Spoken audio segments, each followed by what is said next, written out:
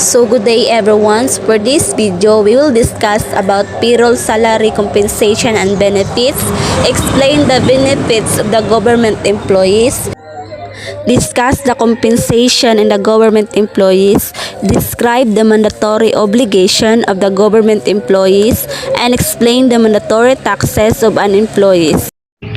Good morning, everyone. I am Jean Grace O. Ayok, and today we will be discussing about the payroll salary compensation and benefits in the Philippines.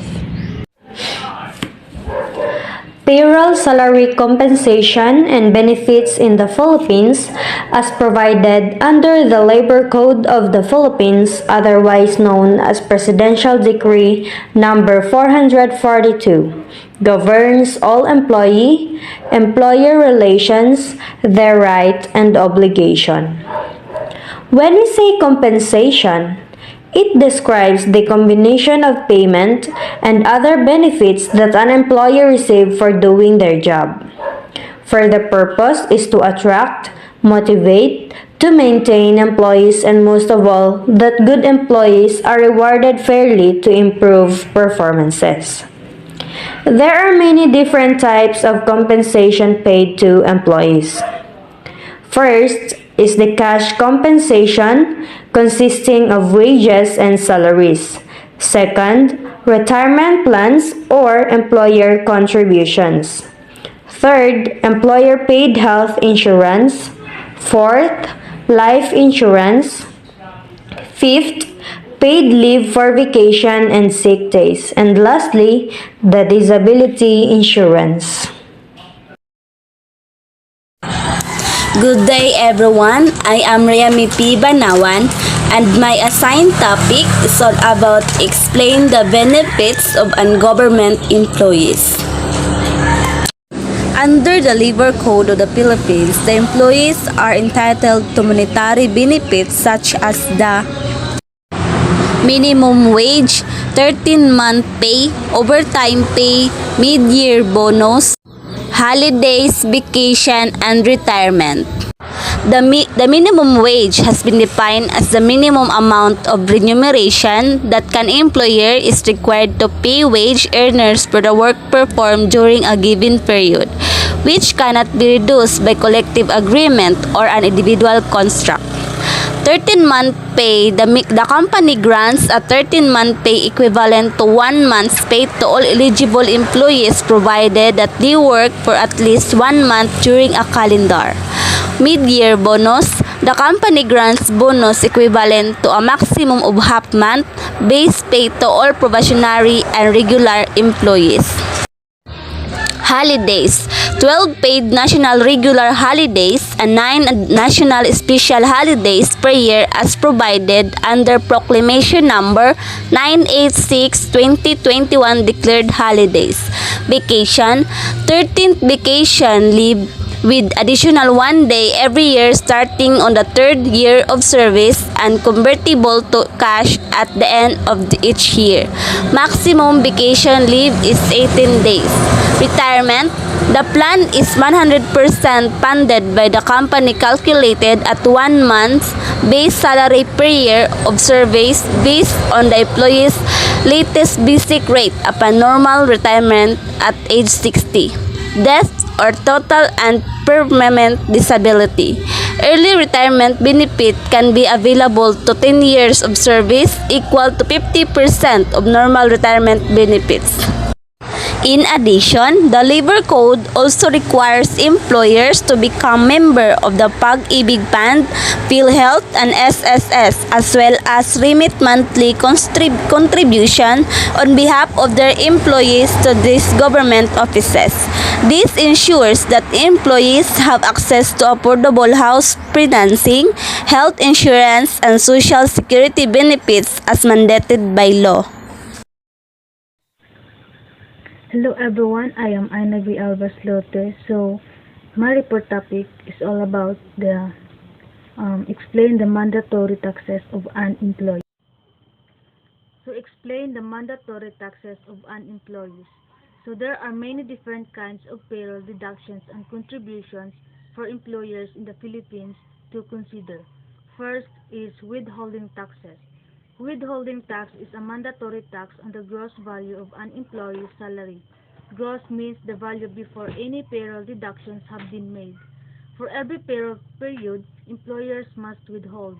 Example, deduct taxes from the payroll of their employees. The second is the SSS or GSIS. The Social Security System or SSS is the government-mandated program for employees working for private institutions in the Philippines. It is a social insurance scheme that provides for various benefits during the lifetime of an SSS member. Its counterpart, the Government Security Insurance System or GSIS, is designed for government and public sector employees. It is mandatory for companies in the Philippines to deduct SSS or GSIS contributions from the salaries of their employees. In order to extend the life of SSS, Republic Act Number 11199 made some changes to the SSS contributions schedule.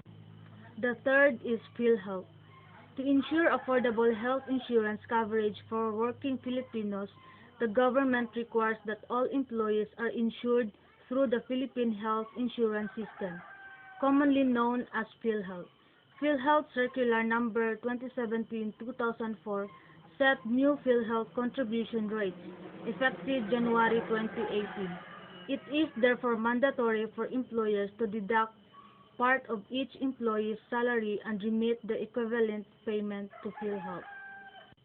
The fourth is the Pag-ibig. The Pag-ibig Fund or Home Development Mutual Fund or HDMF is a national savings program of the Philippines which aims to provide affordable house financing for workers across the country. Employers in the Philippines are required to deduct contributions from employee salaries and remit to the Pag-ibig Fund on behalf of their employees. The fifth is the 13th month pay. 13th month pay is equivalent to 1/12 or 1/12 of the employee's gross basic annual salary. It is important for employees to be aware that the 13th month pay is subject to tax. While not a payroll deduction or an ongoing monthly contribution, employers should be fully aware of the 13th month pay mandatory requirement for payroll in the Philippines under Presidential Decree 851. And the last is the outsourced payroll in the Philippines. Outsourcing payroll allows employers to concentrate on their core business and frees up the business owner, human resources or accounting personnel to work more on strategic tasks that could ultimately affect your bottom line. Outsourcing payroll immediately frees up precious time. When a business hires an external partner to handle all payroll-related functions of their company, it is outsourcing its payroll processing. Describe the mandatory obligation of the government employees. According to Republic Act Number 6713, this act shall be known as the Code of Conduct and Ethical Standards for Public Officials and Employees. It is the policy of the state to promote a high standard of ethics in public service. Public officials and employees shall at all times be accountable to the people and shall discharge their duties with utmost responsibility, integrity, competence, and loyalty, act with patriotism and justice, lead modest lives, and uphold public interest over personal interest. Every public official and employee shall observe the following as standards of personal conduct in the discharge and execution of official duties. Here are some. Commitment to public interest. Public officials and employees shall always uphold the public interest over and above personal interest.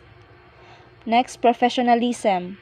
Public officials and employees shall perform and discharge their duties with the highest degree of excellence, professionalism, intelligence, and skill. Justness and sincerity. Public officials and employees shall remain true to the people at all times. And lastly, political neutrality. Public officials and employees shall provide service to everyone without unfair discrimination and regardless of party affiliation or preference. Discuss the compensation in the government services. Compensation refers to monetary payment given to an individual in exchange for their services. In the workplace, compensation is what is earned by employees. It includes salary or wages in addition to commission and any incentives or perks that comes with the given employee's position. Compensation of civilian employees of the federal government consists of wages and salaries and supplements to wages and salaries. Supplements includes employer contributions for employees' pension plans, health insurance, life insurance, and government social insurance. Wages and salaries consist of the monetary remuneration of civilians employees. Beginning with 1998, they also include payments to subsidize the transportation cost of federal employees who use mass transit to commute to and from work. Similar to its civilians counterpart, compensation of the military, active duty, and reserve consists of wages and salaries and supplements to wages and salaries. Wages and salaries include monetary remuneration of the military and in-kind compensation such as an housing allowance, uniform allowance, and nations.